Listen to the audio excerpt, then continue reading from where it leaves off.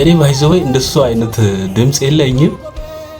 ሆኖም ግን ወንድሜ ዘማሪ ኤርሚያስ ባባቴ ይባላል እና አዲስ አልበም ሊለቅ ነው በቅርቡና ትንሽ ነገር አጥሮት ነው እስካሁን የቆየውና እንግዲህ ወንድሜ እስካሁኗ እድሜ ድረስ ጌታን ያገለገለ የሚገኝ ነው።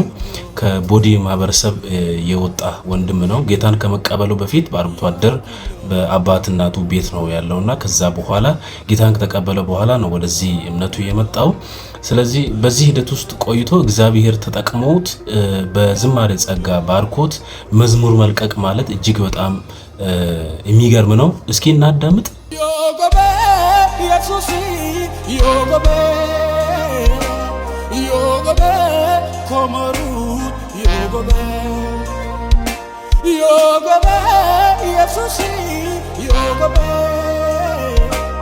Yogobe, Komaru, Yogobe, Yakunyo, Kodiyasa,